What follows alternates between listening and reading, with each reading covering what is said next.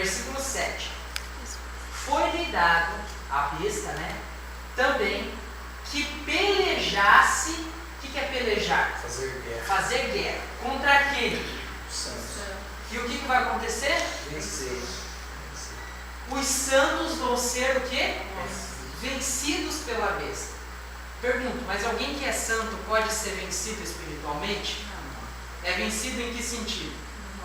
Na morte, exatamente. Vão ser mortos pela besta, né? Por quê? Porque a besta pensa, Satanás pensa, que quando ele mata um cristão, ele está resolvendo o problema. Só que o Espírito de Profecia nos revela que o sangue do cristão é semente, né? E que ao ver o testemunho daquele que depôs a vida, muitos outros aceitam o Evangelho. Então, primeira classe, a classe daqueles que são vencidos pela besta. Se eles são vencidos é porque eles morreram, certo? Essa é a primeira classe. Mas a Bíblia diz que há uma segunda classe, que não vai ser vencida pela besta. Quer ver? Vamos lá para Apocalipse 14. Perdão, Apocalipse 17. Uma classe é vencida. A Bíblia chama de santos e diz que eles vão morrer, tá? Mas outra classe não vai ser vencida. Versículo 14 de Apocalipse 17. Pelejarão eles, os 10 reis e a besta, contra o... Quem é o cordeiro? Jesus. A besta vai vir para lutar contra Cristo, contra o seu reino. E o cordeiro os... Pois é Senhor dos senhores e Rei dos reis. Vencerão também quem? Os chamados, eleitos e fiéis que se acham com ele. Com quem? Ó, em Apocalipse 13 nós estamos lendo que os santos são vencidos pela besta. E em Apocalipse 17 nós estamos lendo que uma classe que está com o cordeiro não vai ser vencida. Em Apocalipse 13 nós vimos que o ser vencido pela besta é acontecer o quê? Morrer.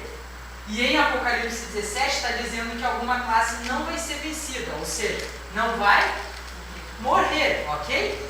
Apocalipse 13 fala de um povo que vai morrer, Apocalipse 17 fala de um povo que não vai morrer. Mas o povo que não vai morrer, em Apocalipse 17, está dizendo que eles estão junto com quem? Com o cordeiro, certo? Agora vamos para Apocalipse 14. Quem é que são os que estão junto com o cordeiro? Apocalipse 14, versículo 1. E olhei, e eis o cordeiro, em pé sobre o monte Sião. E com ele quem? 144 mil. Ou seja, quem são aqueles que não vão passar pela morte?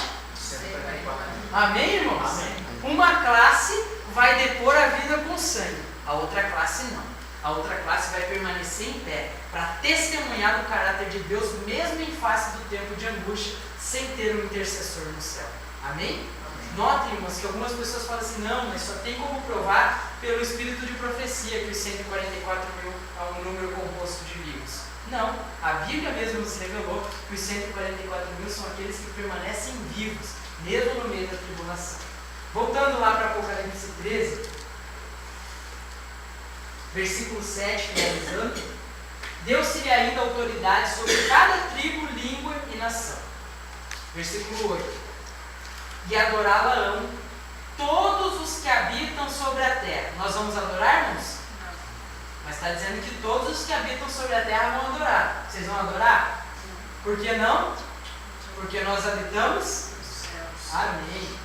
Todos os que habitam sobre a terra, aqueles cujo nome não foram escritos no livro da vida do Cordeiro, que foi morto desde a fundação do mundo. Se alguém tem ouvidos, ouça. Se alguém leva para cativeiro, vai. Se alguém matar a espada, é necessário que a espada seja morta. Olha que interessante, irmãos, isso aqui. O Espírito de Profecia nos diz que o decreto de morte em Esther, no livro de Esther, é semelhante ao que vai acontecer nos últimos dias. Lembra que Naamã, ele havia decretado que todo judeu seria o quê? Enforcado, certo? Ele declarou que todo judeu seria enforcado. Trazendo para a verdade presente, Naamã representa o papado que vai declarar que todo aquele que quiser servir a Deus vai ser morto, né? Agora o detalhe.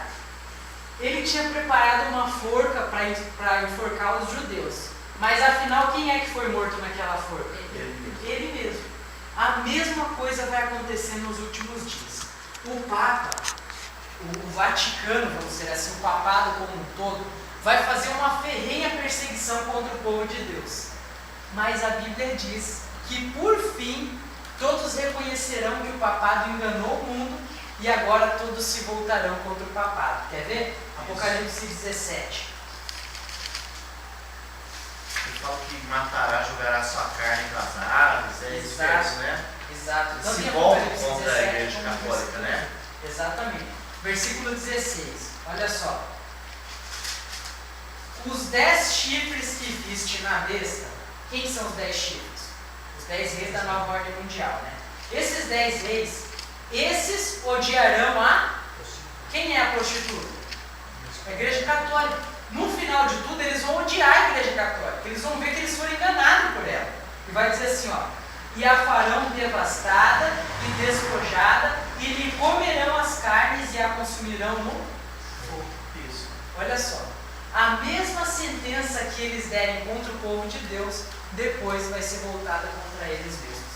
A Igreja Católica, conforme nós vemos aqui, ela está sentenciada por Deus para a morte, para a destruição final. Só um paralelo também com a destruição de Satanás. Ezequiel fala que eles te farão descer à sepultura. Quer dizer, Satanás instigou todo mundo ao pecado, a fazer tal. E no final, os perdidos se voltam contra ele. No último momento. Exatamente. O Espírito de Profecia fala isso também no grande conflito. Fala. Né? Exatamente. E é isso que de fato vai ocorrer, né? E voltando lá para Apocalipse 13, irmãos, aí dá a sentença final. E essa sentença final de Apocalipse 13 está contida na terceira mensagem angélica, tá? Apocalipse 13, versículo 10. Aqui está a perseverança e a fidelidade dos santos. Em outras palavras, a perseverança e a fé. Aonde é que nós encontramos a perseverança dos santos? Na terceira mensagem angélica, né? Apocalipse 14, 12.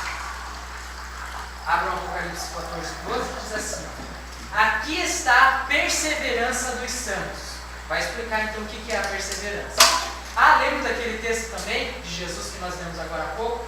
Aquele que perseverar até o fim será salvo. E o que é perseverar na Bíblia? Guardar os mandamentos. Guardar os mandamentos e ter a fé de Jesus. Amém, irmãos? Então, olha, irmãos, somente aqueles que perseverarem com os mandamentos de Deus e com a fé de Jesus é que poderão vencer nesse tempo final.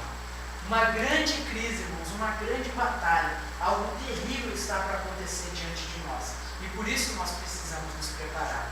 Lembra do texto que dizia assim, de Provérbios 29, se não me engano, que diz assim: não havendo profecia, os povos se corrompem. Quando nós não entendemos o tempo em que nós estamos vivendo profeticamente, a gente se corrompe, irmão.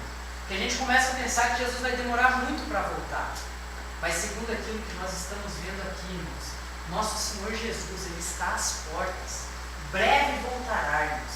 E nós temos o pior de tudo: 3 anos e meio de grande crise diante de nós para enfrentar. Fome, perseguição. Tudo isso vai acontecer, irmãos. Até porque... Muito difícil. E a Sem família. E a gente pode ver... todo tipo de problema possível, né? Vai acontecer. E a gente vê, por exemplo, o Gorman citou, né? Lá em Apocalipse 7, quando fala dos 144 mil e que eles foram resgatados, a Bíblia diz assim: nunca mais terão fome, nunca mais terão sede,